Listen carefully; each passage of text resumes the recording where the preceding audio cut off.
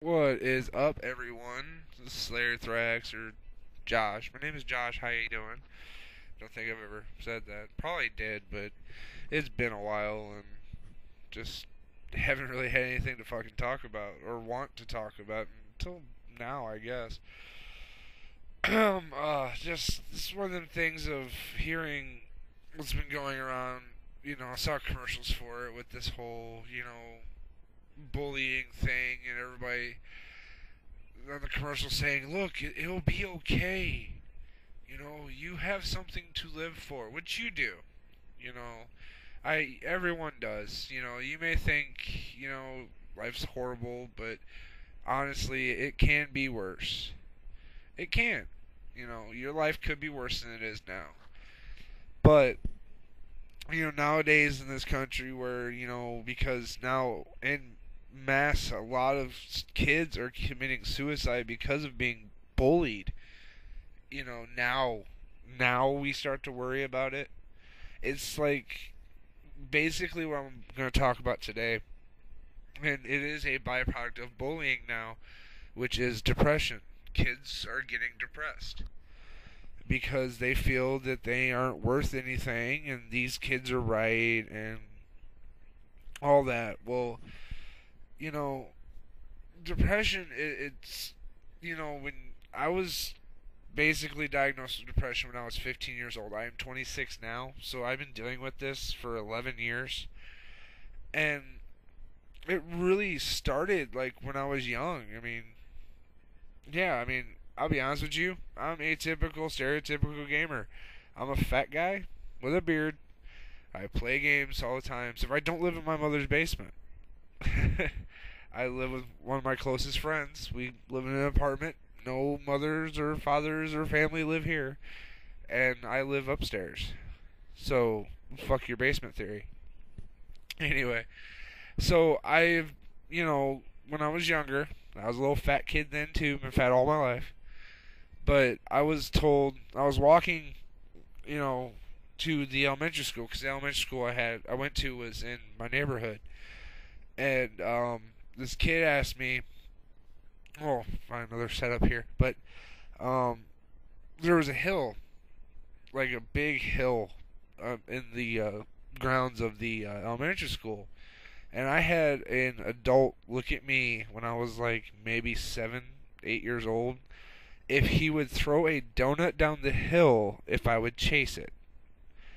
I mean, honestly, an adult saying this to a child. Who the fuck does that?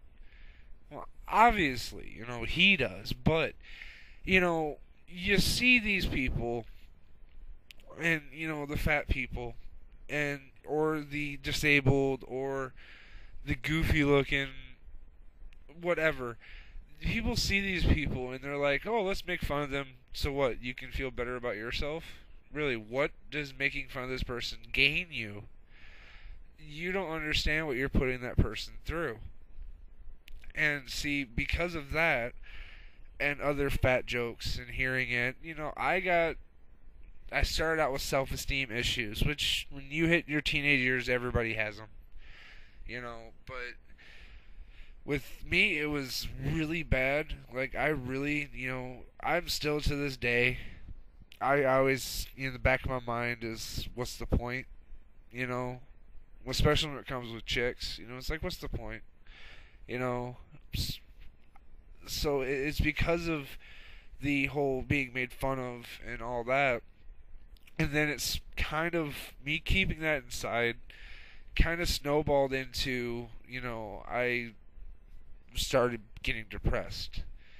And at the time, it's thing of, oh, maybe it's just right now, and it'll get better, But then I lost my grandmother, and that was my first time ever really dealing with death and that big of a scale. And then a couple years after that, my parents divorced, and that was really big,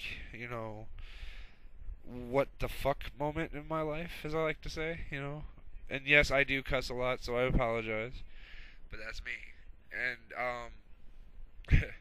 so my parents divorced, and that further kind of put me deeper into a depression where I felt like I was alone.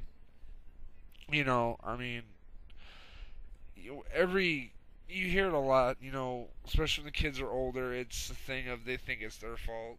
And I did too. For a little bit, I thought it was my fault, but it becomes one of them things of I held all this stuff in, and so feeling blue every once in a while kind of snowballed further into self-mutilation. I was a cutter, and I cut up until I was 22, from 15 to 22. So, it's most people think of cutters as, oh, they're just doing it for attention, which is the biggest thing I ever hear about people saying anything about depression. One, you're just down. You're fine. It'll get better. Or you're doing it for attention. Okay, yeah. I'm going to take a sharp instrument and stick it on my arm and cut myself and bleed because I want you to fucking pay attention to me. Honestly, think about what the hell you just said, It's like you're doing it for attention. I could run naked and get more attention. I would hope a big, fat, pale, red-headed man running down the street naked would get more attention than a cut. Okay? Many have cuts. And look at people who cut. They hide them. Why? They don't want people to know. So, yes. Check on that subject of fuck you with the attention thing.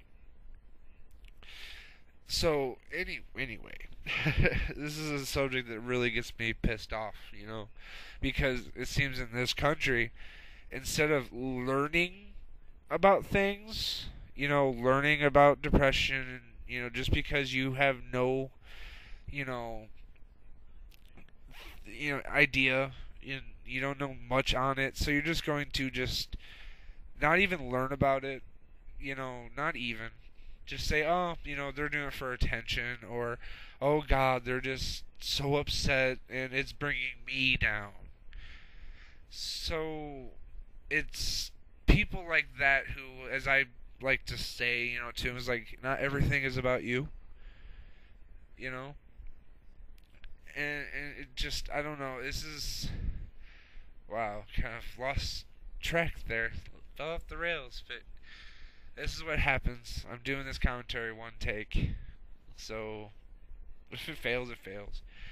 But, you need to, your children, when, these parents that have these kids who are depressed, talk to them. Talk to your kids. Say, hey, what's up? Don't be afraid to talk to your kids because, yes, they might not come out now. But if you set up a environment that your kids will want to talk to you and open up, you're doing your kids a hell of a lot more than just telling them, oh, you'll get through it, it gets better. Yes, it gets better, but if that just they're going through just sits there and festers for years, it's going to explode. And they're going to be worse off. And they're constantly going to be waiting for it just to get better. And, it's sad. And, these kids that have killed themselves because these people have humiliated them to the point that they don't want to go on because they can't look at themselves in the mirror. And that to me is horrible.